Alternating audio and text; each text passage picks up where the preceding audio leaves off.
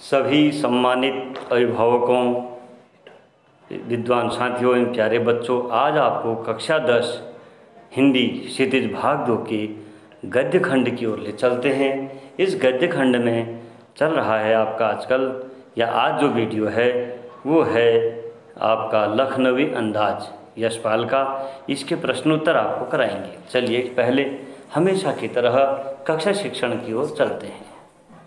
आपने यशपाल कृत लखनवी अंदाज का अच्छा पाठ सार ले लिया है, उसके शब्दार्थ भी ले लिए हैं। अब हम चलते हैं इसके प्रश्न उत्तर की ओर। प्रश्न उत्तर इसमें ज्यादा नहीं है, सामान्य प्रश्न उत्तर हैं और ऐसे प्रश्न उत्तर हैं जिनको आप पाठ के आधार पर आराम से बना सकते हैं। फिर भी मैं आपके सुविधा के लिए इसके उत्तरों को बताता हूं। पहले चलते हैं प्रश्नों की ओर। परीक्षा की दृष्टि से जो छात्र हमारे नए देख रहे हैं या जो अध्यापक मित्र नया देख रहे हैं, उनके सुविधा के लिए भी ये महत्वपूर्ण है कि पाठ्य पुस्तक के आधार पर, पाठ्यक्रम के आधार पर हम प्रश्नों को 3 भागों में बांटते हैं। मैंने बांट रखा है, जैसे एक सामान्य प्रश्न जो पाठ पर आधारित है, अर्थात पाठ में ही उसका उत्तर इस प्रकार से मिलेगा कि आपको तुरंत आ जाएगा उसका उत्तर पाठ में कहीं पर भी ढूंढकर। एक है रचना और अभिव्यक्ति। यद्यपि सारे प्रश्न पाठ के ही आधार पर होते हैं, ऐसा नहीं कि कोई अलग से है, लेकिन प्रश्न को देने का, उत्तर देने का जो तरीका होता है छात्र का, वो किस प्रकार। तो एक है सामान्य प्रश्न उत्तर, जैसे आपने खाना खा लिया? हाँ, मैंने खाना खा लिया। अब कल क्या खाओगे? ये प्रश्न अब अलग है। ये रचना और अभिव्यक्ति पर हो गया। क्या अभिव्यक्ति बताओ, कल को क्या खाएंगे आप? फिर हमने कहा, यहां पर मैंने कहा कल क्या खाओगे, बताओ ये कौन से उसमें है, काल में है, टेंस में है, तो आप बताओगे कि भविष्य काल में है। तो इस प्रकार से प्रश्नों को 3 भागों में बांटा गया है। एक सामान्य प्रश्न, एक रचना और अभिव्यक्ति कि आप उस पर क्या सोचते हैं, आप क्या अपनी अभिव्यक्ति देते हैं, उस पर आपका विचार क्या है, और एक है भाषा अध्ययन अर्थात व्याकरण, जो मैंने कहा कि कल जो है यहाँ पर भविष्य काल है, तो ये है भाषा अध्ययन के अंतर्गत 3 भागों में बांटा गया है। अब हम चलते हैं प्रश्नों की ओर, ज्यादा समय न लेकर।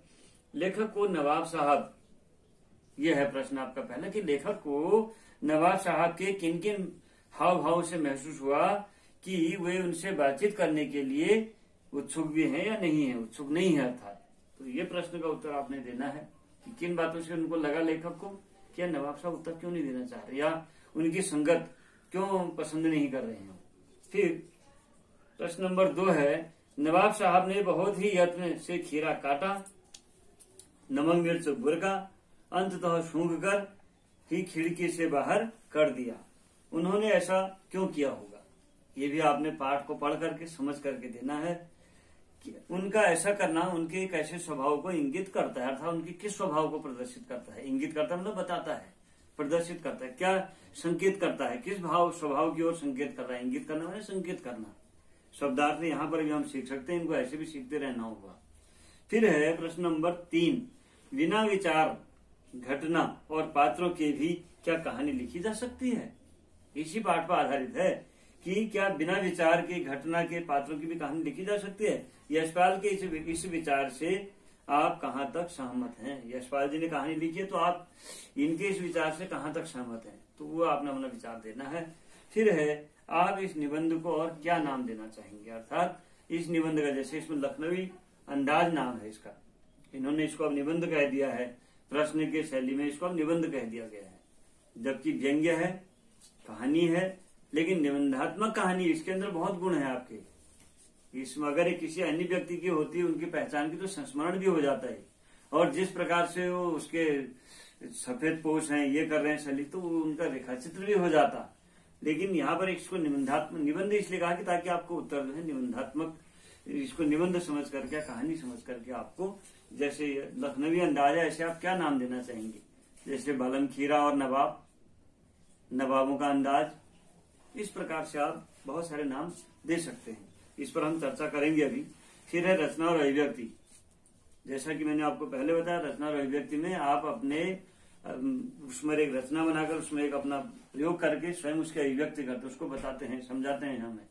जैसे नवाब, ये क ख 2 भागों में है। तो नवाब साहब द्वारा खीरा खाने की तैयारी करने का एक चित्र प्रस्तुत किया गया है, आपने देखा। इस पूरी प्रक्रिया को आप अपने शब्दों में व्यक्त कीजिए। ये जैसे मैंने कहा, आप समझेंगे फिर आप स्वयं व्यक्त करेंगे कि क्या होना चाहिए, कैसा हो रहा है ये।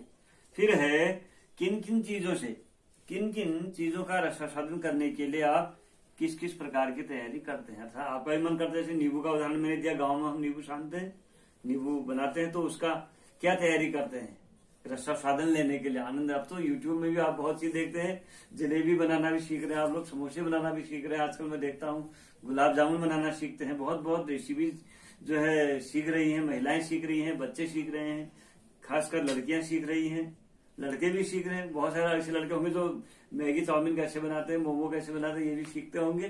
तो ऐसे ही आप उसकी तैयारी किस प्रकार से, जिससे आपके मुंह में पानी आता है, रस का आस्वादन अर्थात रस का आनंद लेना चाहते हो, स्वाद लेना चाहते हैं, उसकी तैयारी आप कैसे करते हैं। ये बहुत बढ़िया प्रश्न उत्तर है आपके लिए। फिर है खीरे के संबंध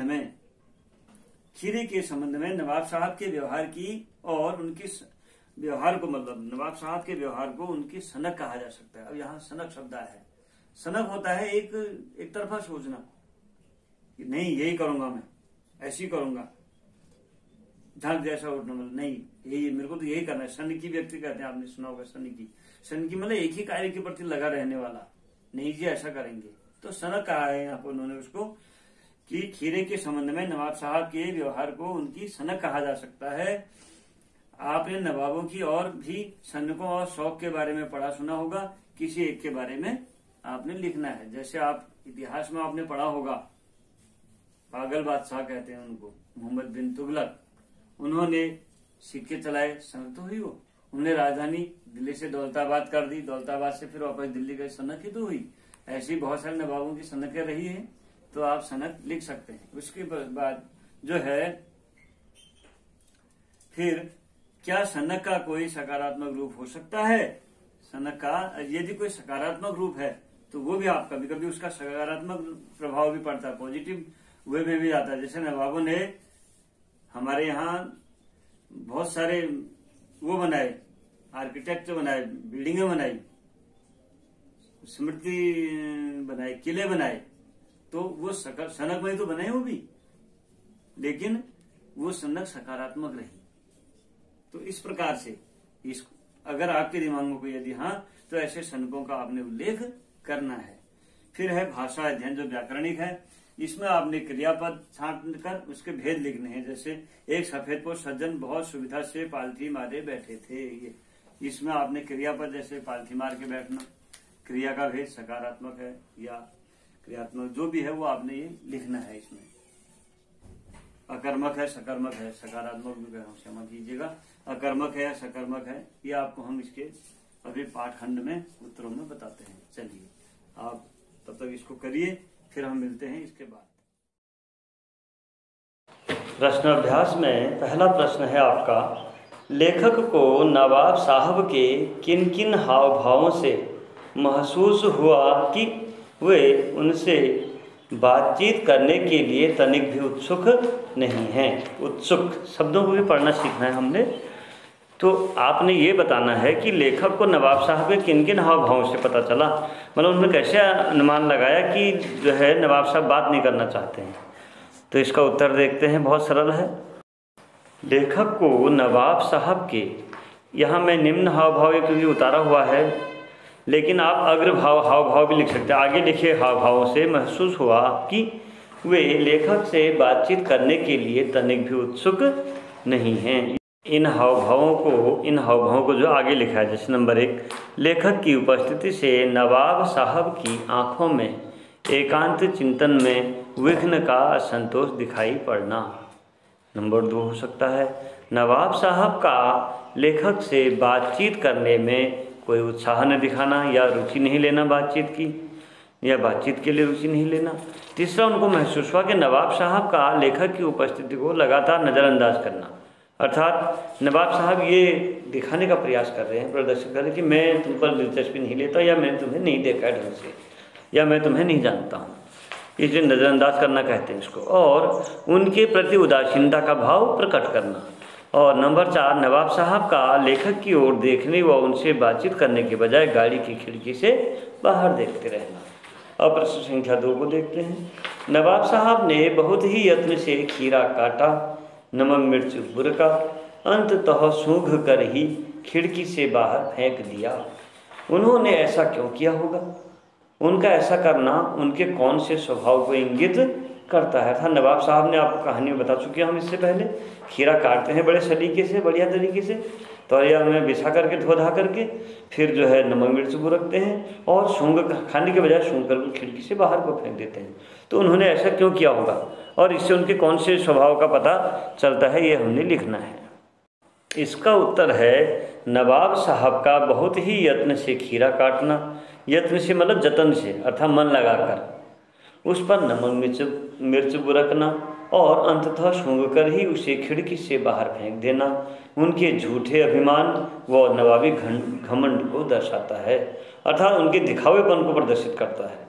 और उन्होंने ये काम अपने स्वभाव के अनुरूप ही किया, अर्थात जैसा उनका स्वभाव है, नवाबी स्वभाव है, नवाबी आदतें हैं, तो उन्होंने दिखाने का प्रयास किया कि हम खीरे को खाते नहीं हैं, हम तो सूंघ करके ही इसका आनंद ले लेते हैं, उतने में ही हमारा पेट भर जाता है, डकार भी कर लेते हो। और दूसरा, दरअसल नवाब साहब को अपनी अमीरी व नवाब साहब होने का घमंड था और वो लेखक को एक साधारण आदमी समझकर उन पर अपनी अमीरी का रौब दिखाना चाह रहे थे, अर्थात अपना रुबाब दिखाना चाहते थे कि अमीर हैं हम खाते नहीं, हम ऐसे ही रख देते हैं।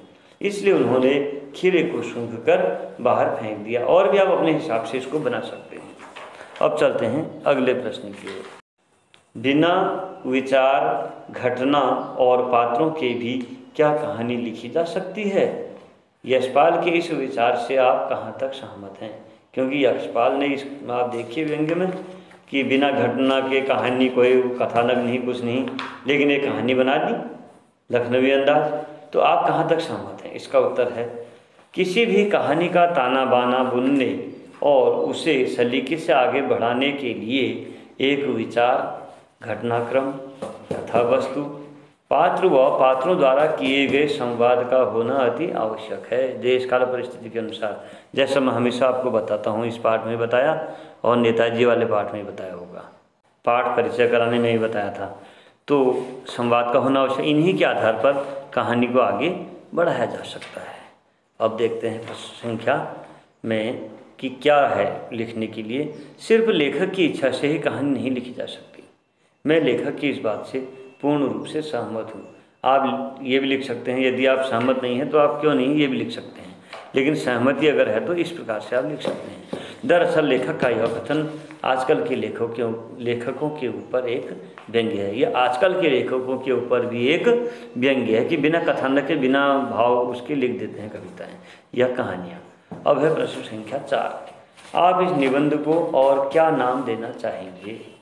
बहुत नाम दे सकते हैं आप, जैसे नवाबी अंदाज, नवाबी अभिमान, लखनऊ के नवाब, या नवाब और उनकी शान, या दिखावे का नवाब। इस प्रकार से आप कुछ भी बना सकते हैं, या कुछ भी छद्म नवाबी, ऐसा भी आप इसके निबंध को नाम दे सकते हैं या इस व्यंग्य को नाम दे सकते हैं। अब है रचना और अभिव्यक्ति।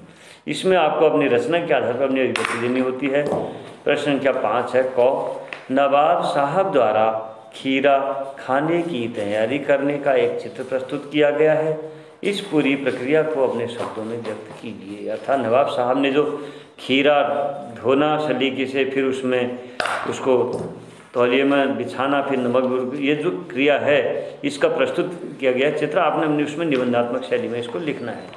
लिखते हैं, चलिए। नवाब साहब लोकल पैसेंजर ट्रेन के 2nd क्लास के एक बिल्कुल एकांत डिब्बे में आराम से बैठे थे। उन्होंने अपने सामने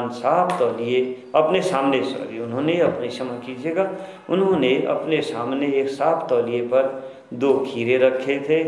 खाने की इच्छा होने पर उन्होंने उन खीरों को एक लोटे के पानी से गाड़ी की खिड़की के बाहर धोया, फिर उन्हें अच्छी तरह से तौलिए से पोंछ लिया। उसके बाद जेब से चाकू निकाला और सलीके से उनको काटा। या खीरों को बड़े तरीके से छोटे छोटे टुकड़ों में काटा और फिर उनमें जीरा मिला नमक और लाल मिर्ची लगाकर उन्हें तौलिए के ऊपर सजाते गए। इसके बाद उन्होंने एक एक टुकड़े को उठाया और उसको सूंघा, उसके बाद उसे खिड़की से बाहर फेंक दिया। ऐसा लग रहा था मानो वह खीरे की खुशबू से ही अपना पेट भर रहे हों। इस प्रकार हम एक कहानी का वो ताना बाना अपने हिसाब से बना सकते हैं। निबंधात्मक, ये निबंधात्मक रूप हो गया उसी कहानी का, अर्थात व्यंग्य का ये निबंधात्मक रूप है। अब है भाषा अध्ययन। निम्नलिखित वाक्यों में से क्रियापद छांटकर क्रिया भेद भी लिखिए। क्रियापद अर्थात क्रिया क्या है? क्रिया मैंने अपने अन्य चैनलों में ही बताया है, यूट्यूब वीडियो में। क्रिया जिस शब्द से वाक्य में किसी कार्य के होने या करने का बोध होता है उसको क्रिया कहा जाता है। और भेद क्या है? जैसे सकर्मक और अकर्मक हैं, इस प्रकार के भेद। अकर्मक क्रिया जिसमें कर्म की आवश्यकता न हो फिर भी कर्म क्रिया हो जाए, वो अकर्मक होती है। और सकर्मक क्रिया में बिना कर्म के क्रिया नहीं हो सकती, उसको सकर्मक क्रिया कहते हैं। अर्थात कर्म सही सकर्मक और कर्म न हो तो अकर्मक। जैसे कौ है, एक सफ़ेद पोश सज्जन बहुत सुविधा से पालथी मार बैठे थे। ये क्या काम कर रहे हैं? क्रिया क्या हो रही? बैठने की, तो क्रिया है अकर्मक क्रिया। नवाब साहब ने, खौ है, नवाब साहब ने संगति के लिए उत्साह नहीं दिखाया। अर्थात दिखाना, उत्साह दिखाना क्रिया हो गई, सकर्मक हो गई। फिर ठाली बैठे कल्पना करते रहने की पुरानी आदत है। आदत यहाँ सकर्मक क्रिया हो गई। फिर अकेले सफ़र का वक्त काटने के लिए ही खीरे खरीदे होंगे। खरीदने का कार्य सकर्मक, खीरे को दोनों खीरों के सिरे काटे और उन्हें गोद कर झाग निकाला, यानी कि निकाला, झाग निकालने का काम सकर्मक क्रिया। चौ है, नवाब साहब ने संतृष्ण आँखों से नमक मिर्च के संयोग से चमकती खीरे की फांकों की ओर देखा। जरा इसमें आगे पीछे लिखा हुआ मिर्च के संयोग से आएगा। हाँ, देखिए जरा उत्तर में देखते हैं, इसमें देखने का काम हुआ है तो देखा सकर्मक क्रिया हो गई। नवाब साहब खीरे की तैयारी और इस्तेमाल से थक कर लेट गए। छौ है, तो लेटने का कार्य हो रहा है, अकर्मक क्रिया हो गई। जेब से चाकू निकालने का काम है, ये सकर्मक क्रिया कहलाएगी आपकी। सकर्मक अकर्मक का भेद सरलता से समझाता हूँ आपको। अगर आप छांटेंगे तो जिसमें क्या शब्द लगाने में, क्या कर रहे हैं, क्या देखा, क्या खाया, क्या सोया, क्या किया, इसका अगर उत्तर मिल रहा है क्या शब्द लगाने में या कौन शब्द लगाने में, तो सकर्मक क्रिया होगी। अगर क्या बोलने में उत्तर नहीं मिल रहा है तो वह अकर्मक क्रिया होगी। जैसे वह हंसा, क्या हंसा नहीं कह सकते हम, वह क्या हंसा, कुछ नहीं, उत्तर नहीं आएगा, तो यह अकर्मक क्रिया होगी। और सकर्मक में वह पुस्तक पढ़ रहा है, क्या पढ़ रहा है, पुस्तक को पढ़ रहा है, ये इस प्रकार से ये सकर्मक क्रिया कहलाएगी। अब चलते हैं कक्षा शिक्षण की ओर। इस प्रकार आपने प्रश्नों के उत्तर को समझ लिया है। आशा है आपको प्रश्न उत्तर ठीक लगे होंगे, आपने सीख लिए होंगे, समझ लिए होंगे। और मेरा यही प्रयास है प्यारे बच्चों, प्रिय शिष्यों और मेरे सम्मानित अभिभावक, विद्वान साथी, अध्यापक मित्र, मेरे गुरुजन, जिनकी प्रेरणा से मैं ये कार्य करता हूँ, मेरे को प्राइमरी से लेकर के यहाँ तक पहुँचाने वाले मेरे सारे सम्मानित गुरुजन, उन सबका मैं अभिवादन करता हूँ और आशा करता हूँ कि ये कार्यक्रम आपको जरूर पसंद आता होगा और आप अपने इसमें इसका खाली पढ़ते नहीं होंगे बल्कि इसको सीखने का, मेरा एक ही बात रहती है, खाली पढ़ना नहीं है, याद नहीं करना है। हमने ऐसे ऐसे टॉपर से बच्चों को देखा है जो टॉपर होते हैं, हिंदी में 100 में से 100 ले आते हैं, लेकिन यदि उनसे पूछा जाएगा तालव्य 100, मूर्धन्य 100, दंत्य 100, इनमें से पहले कौन सी 100 आएगी, यहाँ पर वो फेल हो जाते हैं। अगर व्यंजन पूछ दिया जाए पूरे क से लेकर के ज्यों तक, वो यहाँ पर फेल हो जाते। तो याद नहीं करना है, पढ़ना नहीं है, बल्कि सीखना है, समझना है उसको कि ये 100 पहले आ रही है तो क्यों आ रही है। हमारी वैज्ञानिक विधि पर आधारित है पूरी भाषा, हमारे पूरा जो इसके शब्द हैं, इसके जो अक्षर हैं, वर्ण हैं, वो शब्द है वैज्ञानिक विधि पर आधारित है।